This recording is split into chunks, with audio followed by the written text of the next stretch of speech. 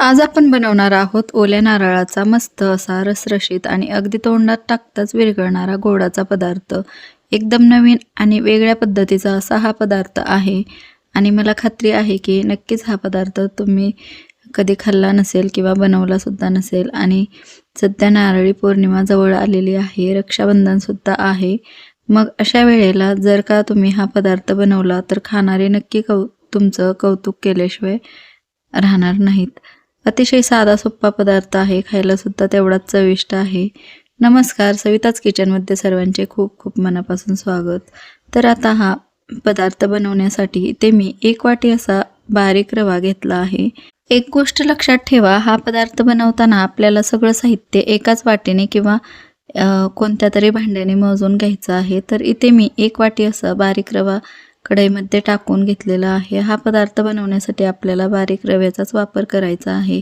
जाड रवा तुमच्याकडे असेल तर तुम्ही त्याला थोडं मिक्सरवर फिरवून घेतलं तरी सुद्धा चालेल. आता रवा आपल्याला मध्यम आचेवरती सतत एकसारखा हलवत चांगला भाजून घ्यायचा आहे. खूप जास्त याला डार्क रंगावरती आपल्याला भाजायचं नाही, फक्त रव्याचा कच्चेपणा जाईल इतपत आपल्याला हा रवा भाजून घ्यायचा आहे. रवा भाजून झाला की यामध्ये 1.5 वाटी आपण दूध घातलं आहे. ज्या वाटीने रवा घेतला आहे त्याच वाटीने 1.5 वाटी असं यामध्ये दूध घालून घेतलं आहे. तर हे बघा, रवा दुधामध्ये मिक्स करत असतानाच बऱ्यापैकी दूध रव्याने शोषून घेतलेलं आहे. तर आता छान असं याला मिक्स करून घेऊया आपण. यामध्ये टाकूया 1 चमचाभर असं साजूक तूप टाकूया.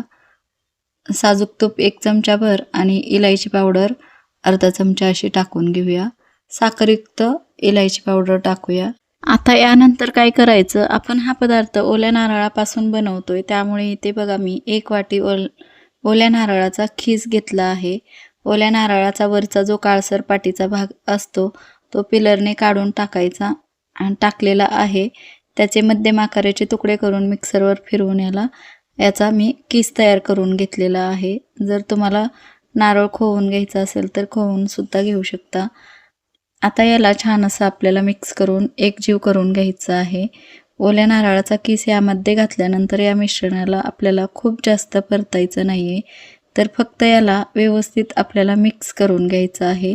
ओला नारळ आहे त्यामुळे ओल्या नारळाचा जो नॅचरल फ्लेवर आहे किंवा त्याचा क्रंचीपणा आहे तो या पदार्थात खाताना खूप छान लागतो. त्यामुळे याला जास्त परतायचं नाही. लगेचच गॅस बंद करायचा आणि यावर झाकण ठेवून रव्यामध्ये छान असा हा नारळ मिक्स झाला आहे. तर आता आपण याला बाजूला ठेवूया. थोड्या वेळासाठी झाकण ठेवून बाजूला ठेवूया, म्हणजे हे मिश्रणसुद्धा मऊ होतं. तर साईडला ठेवलं आहे. ज्या वाटीने आपण रवा घेतला होता त्याच वाटीने साखरसुद्धा घेतली आहे 1 वाटी आणि 1 वाटी असं पाणी टाकून घेतलं आहे. तर हे छान असं आता आपल्याला साखर विरघळून घ्यायची आहे मध्यम आचेवर. या पदार्थासाठी आपल्याला पाक करून घ्यायचा आहे, पण आपल्याला 1 तारी किंवा 2 तारी असा पाक तयार करायचा नाही. तर आपण गुलाबजाम बनवण्यासाठी जसा चिकटसर असा पाक तयार करतो अगदी तसाच पाक आपल्याला इथं तयार करायचा आहे. साखर पूर्णपणे वितळल्यानंतर 3 ते 4 मिनिट मध्यम आचेवर आपण हा पाक शिजवून घेतला आहे. आता आपल्याला हे चेक करायचं आहे. बोटांच्या मध्ये थोडंसं मिश्रण घेऊन बघितलं, थोडंसं असं हे चिकटसर वाटत आहे. अजिबात याला तार सुटत नाही, याचा अर्थ पाक अगदी व्यवस्थित तयार झाला आहे. लगेचच आपल्याला गॅस बंद करायचा आहे. आणि हे बघा, मगाशी जे रवा नारळाचे मिश्रण तयार केलेलं होतं ते हाताला सोसवेल इथपर्यंत थंड झालेलं आहे. एका ताटात टाकलं आहे. वरून 1 चमचाभर साजूक तूप टाकून छान असं याला व्यवस्थित मिक्स करून घ्यायचं आहे, एकजीव करून घ्यायचं आहे. आपण जे दुधाचं प्रमाण घेतलेलं होतं ते अगदी बरोबर होतं. त्यामुळे बघा, या मिश्रणाचा छान असा गोळा मळून मी तयार केलेला आहे. मस्त असा मऊसूत गोळा इथे आपण बनवून तयार केला आहे. आता काय करायचं, 1 लिंबा एवढा आकाराचा मिश्रण घ्यायचं हातावर आणि याला गोलाकार करून थोडासा लांबट असा शेप द्यायचा. आणि हे बघा, व्हिडिओमध्ये दाखवल्याप्रमाणे याच्या टोकाला असं निमुळतं करून घ्यायचं. सिलेंडर शेप आपल्याला देऊन घ्यायचा आहे. आता तुम्हाला हवं असेल तर तुम्ही गोलाकार सुद्धा देऊ शकता. आपण गुलाबजाम बनवतो अगदी तसा लिंबा एवढा गोलाकार शेप देऊन घेऊ शकता. अशा पद्धतीने सगळ्याच मिश्रणाचे एकसारखे आपल्याला लंब गोलाकार गोळे तयार करायचे आहेत. तर बघा इथे मी हे तयार करून घेतलेले आहेत. याला आपल्याला तळून घ्यायचं आहे. यासाठी ना गॅसवर कढईत तेल आपल्याला मध्यम गरम करून घ्यायचं आहे. खूप जास्त आपल्याला कडकडीत तेल गरम करायचं नाही. यामध्ये रवा आणि नारळ असल्यामुळे हे पटकन करपू शकतं. याला लगेचच डार्क रंग येऊ शकतो आणि त्यामुळे ते आतमध्ये कच्चे राहतील. म्हणून काय करायचं, तेल मध्यम गरम करायचं आणि तेलामध्ये जितके मावतील तितके हे गोळे टाकून आपल्याला मध्यम आचेवर तळून घ्यायचे आहेत.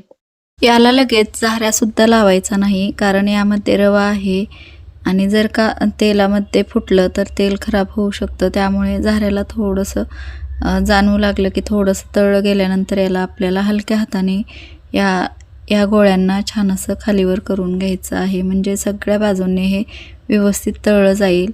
तर बघू शकता अशा पद्धतीने गोल्डन ब्राऊन कलरवर आपल्याला हे गोळे तळून घ्यायचे आहेत. तर अशाच पद्धतीने बाकीचे सुद्धा गोळे आपण तळून घेत आहोत.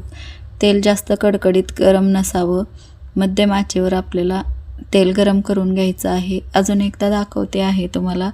मध्यम तेल गरम करून घेतलं आहे आणि नंतरच गोळे सोडले आहेत. जेवढे मावतील तेवढे सोडायचे अशा पद्धतीने.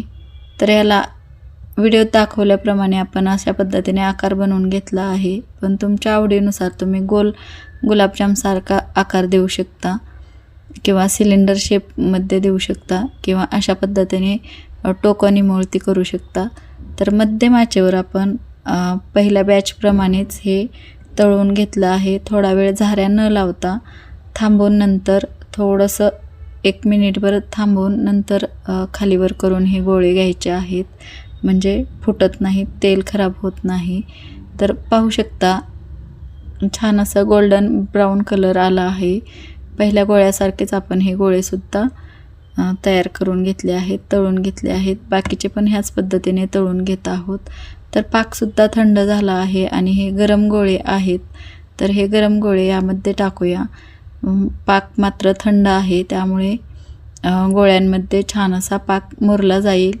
आणि पाक आणि गोळे दोन्ही गरम असतील तर व्यवस्थित पाक मुरला जाणार नाही, गोळे विरघळले जातील. त्यामुळं पाक थंड करून घ्या, नंतरच हे गरम गरम गोळे टाकून त्यामध्ये 1 तासभर किंवा अर्धा तासभर जरी ठेवले तरी छान असा पाक मुरला जातो यामध्ये आणि खूप छान लागतो. नारळाचा स्वाद लागतो यामध्ये आणि गुलाबजामपेक्षासुद्धा टेस्टी लागतात हे.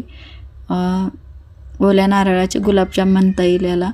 तर खूप छान रसरशीत, वरून क्रंची, नारळाचा स्वाद खूप छान येतो ह्या गोळ्यांमध्ये. तर तुम्ही नक्कीच ह्या पद्धतीने ह्या रक्षाबंधनला किंवा नारळी पौर्णिमेला किंवा कधीही तुम्ही बनवू शकता. खूप छान लागतात. नक्कीच एकदा घरी ट्राय करा आणि जर घरी ट्राय केले तर मला कमेंटद्वारे नक्की सांगायला विसरू नका. तयार आहेत आपले हे ओल्या नारळाचे गुलाबजाम. रेसिपी आवडली तर व्हिडिओला लाईक करा, शेअर करा आणि सविताज किचनला सबस्क्राईब करायला विसरू नका. धन्यवाद.